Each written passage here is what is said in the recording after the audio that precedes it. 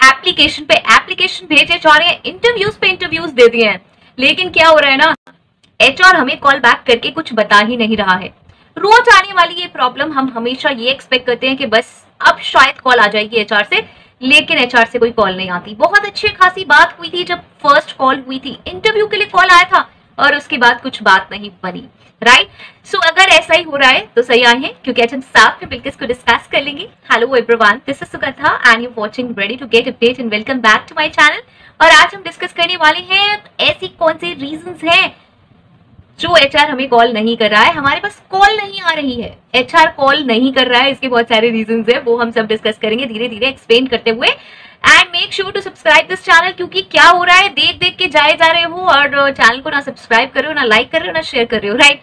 सो चलिए आज स्टार्ट कर लेते हैं। और इससे पहले एक छोटी सी बात और, बहुत सारे इंटरव्यू क्वेश्चंस की मैंने अभी सीरीज निकाली है अराउंड 1 मंथ में, 15 डेज में, लेकिन रिस्पॉन्स बहुत ही हल्का है। पहले जब मैं सैंपल आंसर्स नहीं देती थी तो आप लोग हमेशा मुझसे बोलते थे यार सैंपल आंसर्स दिया करो मैम, सैंपल आंसर्स क्यों नहीं देते हो। अब मैंने सैंपल आंसर्स देने शुरू किए हैं तो आप सेशंस देखते ही नहीं है, राइट। सो पहली बात तो मुझे कमेंट सेक्शन में ये जरूर बताएं कि और कौन से क्वेश्चंस देखना चाहते हैं विद सैंपल आंसर्स, किसी भी प्रोफाइल के देखना चाहते हैं तो भी जरूर बताएं, और हेल्पफुल है तो भी जरूर बताएं यार। सो चलिए और देखते रहें, बहुत जरूरी है। ये ना सोचें कि जिस दिन इंटरव्यू देने जाएंगे उससे एक दिन पहले प्रिपेयर कर लेंगे, क्योंकि मेरे पास ऐसी क्वेरीज भी बहुत आती हैं जहां पे आप लोग मुझसे ये कहते हैं मैम कल इंटरव्यू है, आप मुझे ये बताइए आपके कौन कौन से सेशन देखने हैं। एंड 10 o'clock आप मुझे रात को मैसेज कर रहे हो कि कौन कौन से सेशन देखने हैं, और सुबह आपकी इंटरव्यू है। सो मैं वहां पे कुछ भी रिकमेंड नहीं करूंगी, बस मैं वहां पे यही कहती हूँ कि भाई जितना पढ़ लिया है उतना इनफ है, और स्टे काम कॉन्फिडेंट, और अगर ये सब कर लिया है तो बस अब बस आराम से रेस्ट करो, राइट। सो वहां मैं कोई सेशन बता नहीं पाऊंगी, ठीक है। सो चलिए स्टार्ट करते हैं। बातें आज हो गई, आज मैं बहुत दिनों बाद ऐसे शूट कर रही हूँ तो मन से भी कर रहा है बात करने। तो डिस्कस कर लेते हैं। सबसे पहला point, high volume of applications. Yes, क्या होता है, हमने कोई वैकेंसी निकाली स्पेशली फ्रेशर्स की, ग्रेजुएट्स की जो अभी अभी पास आउट हुए हैं, इतनी सारी वैकेंसीज आ जाती हैं कि पॉसिबल ही नहीं है कि उनका आप एकदम रिप्लाई कर सको। रिव्यू करने में टाइम लगता है, शॉर्टलिस्ट करने में टाइम लगता है, स्क्रीन करते हैं, कोल्ड कॉलिंग करते हैं, उसके बाद बहुत टाइम लगता है। इंटरव्यूज में भी जब बुला लेते हैं तब भी बहुत ज्यादा टाइम लगता है सब पे काम करने में। एंड जस्ट इमेजिन कि एक पर्सन दिन में 80 to 100 कॉल्स कर रहा है, किसके लिए, टैप करने के लिए कैंडिडेट्स को, राइट। क्या ये पॉसिबल है कि नेक्स्ट डे वो 60-70 कैंडिडेट्स जो सिलेक्ट नहीं हुए हैं उन्हें कॉल करके बताए? तो आज की कॉलिंग कब करेगा, आज का काम कब करेंगे, अगर हम हर समय सिर्फ जो कैंडिडेट सिलेक्ट नहीं हुए हैं उन्हें ही कॉल करते रहेंगे, राइट। आई अंडरस्टैंड कि एक email system, auto generated system या फिर एक बल्क ईमेल सिस्टम के अकॉर्डिंग हम इसे ऐसे कर सकते हैं कि हम एक मैसेज भेज दें, लेकिन उसमें भी ना बहुत सारे ये रिस्क होते हैं कि जैसे ही आप ये वाला मेल भेजते हो वापस से आपके पास उन सबकी कॉल्स आने लगती हैं। अगर आप 60-70 को फॉर एग्जांपल भेजोगे तो कम से कम उसमें से 30-40 लोग होंगे जो आपको वापस से कॉल करेंगे कि क्या प्रॉब्लम हुई, मैं सिलेक्ट क्यों नहीं हुई हूँ, तो कैसे रिस्पॉन्ड करेंगे। तो कहीं ना कहीं ये थोड़ा सा प्रैक्टिकली पॉसिबल नहीं होता कि हम हर कैंडिडेट को ये बता पाए कि भाई आप सिलेक्ट नहीं हो पाए। एंड ये एक बहुत बड़ा रीजन है कि हमारे पास रिस्पॉन्ड नहीं आ पाता। दूसरा रीजन ये भी है कि टाइम टेकिंग प्रोसेस है, बहुत सारी एप्लीकेशंस आई हैं, कैसे पॉसिबल है कि एक दिन, 2 दिन या 1 हफ्ते में भी उसे कंप्लीट कर ले। तो कई बार आप देखते होंगे कि आपने अप्लाई बहुत पहले किया था और 1 या 2 महीने बाद उसकी कॉल आ गई, तो वो इसी वजह से होता है। Second, lack of communication. Now आप ये समझ लीजिए कि ये जो मैं 5 पॉइंट बता रही हूँ ना, ये इंडिपेंडेंट है, कि मतलब ऐसा हो सकता है कि हाई वॉल्यूम ऑफ एप्लीकेशंस है इसलिए नहीं आई हूँ, लैक ऑफ कम्युनिकेशन हो गया इसलिए नहीं आई हूँ। ऐसा नहीं कि ये 5 पॉइंट होंगे तभी होगा, इसमें से 2 पॉइंट भी हो सकते हैं, 1 पॉइंट भी हो सकता है, राइट। तो लैक ऑफ कम्युनिकेशन हमारी साइड से भी कई बार हो सकता है। हमें लगा कि हमें रिस्पॉन्ड नहीं करना चाहिए, हमें फॉलो अप नहीं करना चाहिए, हमें पूछना नहीं चाहिए, या फिर हम इतनी कॉल्स करेंगे या इतनी बात करेंगे तो गड़बड़ हो जाएगी। ऐसा नहीं है, हमें एटलीस्ट फॉलो अप मेल्स भेजने चाहिए, फॉलो अप कॉल्स हम कर सकते हैं, लेकिन एक रीजनेबल टाइम के बाद। उन सब के बारे में मैं कई बार डिस्कस कर चुकी हूँ, आप वो सेशंस देख सकते हैं। एचआर ईमेल सीरीज है, जॉब एप्लीकेशन सीरीज है, मैं पिन कमेंट में भी डाल दूंगी।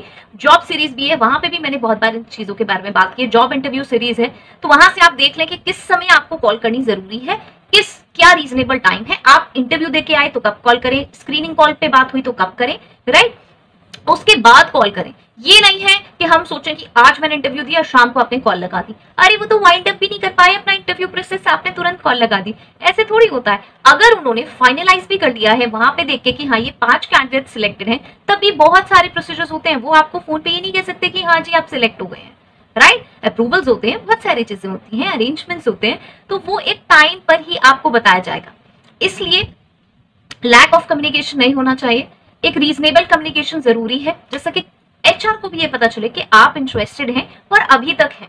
मतलब आपने इंटरव्यू दिया, आपने कॉल रिसीव करी, हाँ आप उसके बाद इंटरेस्टेड, आपकी कोई थैंक यू मेल नहीं आई, आपकी कोई फीडबैक मेल नहीं आई, तो या फिर आपकी कोई फॉलोअप मेल नहीं आई, तो कहीं ना कहीं लगता है कि यार शायद कैंडिडेट भी अब इंटरेस्टेड नहीं है।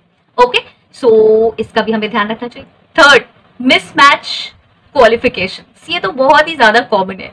क्यों कॉमन है? कोई भी वैकेंसी देखी, बस हमें अप्लाई करना है बिना एलिजिबिलिटी क्राइटेरिया चेक करे हुए। यस, आप लोग मुझसे बाद में कहते मैम इसका एलिजिबिलिटी क्राइटेरिया क्या है? मैम मैंने अप्लाई कर दिया, मेरे पास कोई कॉल नहीं आती, मैं तो डेली 5 से 10 कंपनीज में अप्लाई करती हूँ। कैसे आएगी जब आपकी क्वालिफिकेशन ही वहां मैच नहीं हो रही? फिल्टर करके आपका सीवी कभी भी उनके पास आएगा ही नहीं। यस, क्योंकि उन्होंने फिल्टर्स लगाए हुए हैं, वो ही उनके इनबॉक्स में आएंगे जो वो व्यू करेंगे और सारे फिल्टर होके साइड हो जाएंगे। राइट? सो ये देखना जरूरी है कि आपकी क्वालिफिकेशन, वो कीवर्ड्स, की स्किल्स, वो सारी चीजें जो उन्होंने जॉब पोस्टिंग में लिखी हैं, वो कहाँ तक आपके प्रोफाइल से मैच हो रही हैं, तभी आपके पास कॉल आएगी, तभी आपके पास कुछ रिस्पॉन्स आएगा। फोर्थ इज इंटरनल डिलेज और कंपनी पॉलिसीज। क्या होता है, कई बार एक वैकेंसी निकली, हम उस पर काम कर रहे हैं, 1 महीना हो गया काम करते हुए, काफी सारी वैकेंसीज, मतलब काफी सारी हमने शॉर्टलिस्टिंग्स भी कर ली, इंटरव्यू भी हो गया कई बार, और बहुत बार ऐसा हुआ हेड ऑफिस से या इंटरनल भी कि अब हायरिंग करनी ही नहीं है उस प्रोफाइल की। यस, एंड ये कोई भी रीजन हो सकता है, इसके पीछे भी हो सकता है कि जिस पर्पस के लिए अब हम उसे हायर कर रहे थे वो पर्पस अब नहीं एग्जिस्ट करता कंपनी में, वो ब्रांच एग्जिस्ट नहीं करती, किसी ब्रांच के लिए कर रहे थे, या फिर ब्रांच में वो वैकेंसी अभी एग्जिस्ट नहीं करती क्योंकि अभी रिक्वायरमेंट नहीं है। मतलब वो जो ड्यूरेशन हुआ जब वैकेंसी निकली और अभी तक हायरिंग नहीं हुई, उस बीच में उन्हें कुछ और सब्सटीट्यूट अरेंजमेंट मिल गया, तो अब हायरिंग ही नहीं हो रही है। तो भैया फिर क्या कहें, क्या करें, कैसे इंफॉर्मेशन दे? राइट? और ये भी हो सकता है कि होल्ड पे कर दी, मतलब ऐसा कुछ हुआ, उन्हें लग रहा है यार नहीं अभी शायद देखेंगे, 15 डेज या 1 मंथ में पता चल जाएगा कि हो रही है वैकेंसी, सच में अभी भी वैकेंसी एग्जिस्ट कर रही है, नहीं कर रही है। तो ऐसे ही कुछ भी इंटरनल पॉलिसीज हो सकती हैं, कंपनी पॉलिसीज हो सकती हैं, जिसके वजह से अब वो वैकेंसी या तो एग्जिस्ट नहीं करती है या फिर वो एग्जिस्ट करती है, कुछ ड्यूरेशन के लिए होल्ड कर दिए। अब आप खुद इमेजिन करिए, आपको हायरिंग पे उन्होंने ले लिया, चलो आपको हायर कर लिया, अब वहां पे जिस ब्रांच के लिए हायर कर रहे थे वहां बहुत सारा लॉसेस हो रहे हैं, तो वहां सैलरी के इश्यूज होने लगे। जो सैलरी पैकेज उन्होंने जॉब पोस्टिंग में लिखा था, वो जब आपको इंटरव्यू में बुलाया तो उसका आधा कर दिया, तो क्या आप उस पोजीशन के लिए जाने के लिए रेडी होंगे? नहीं।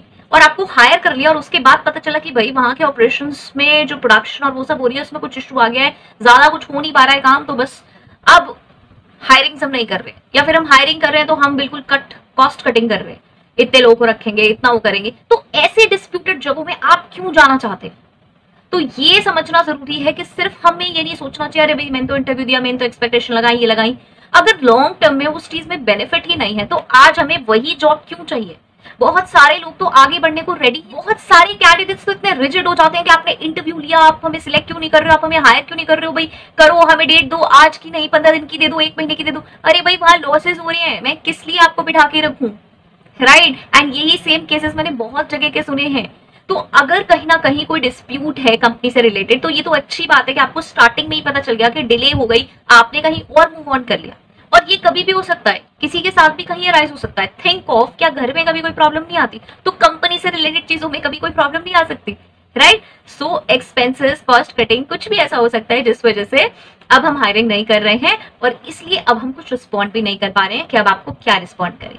हो सकता है बहुत बार रिस्पॉन्ड आता भी है, थोड़ा लेट आ जाता है, तो ये भी रीजंस हो सकते हैं। ये क्योंकि इंटरनल रीजन से हमें दिखते नहीं है और हम ये बस सोच रहे थे पता नहीं यार कंपनी की तो ना ऐसी पॉलिसी है, तो ऐसे इंटरव्यू में बुलाता है और किसी को हायर वायर नहीं करते, तो कंपनी के पास भी इतना फालतू टाइम नहीं होता कि वो यही करते रहे बिठा के। ओके, सो इसलिए ये भी एक रीजन हो सकता है। फिफ्थ, नाउ ये थोड़ा सा कह सकते हैं कि सरप्राइजिंग एलिमेंट है जिसके बारे में हम कभी नहीं सोच पाते, और ये है मिसिंग इन्फॉर्मेशन।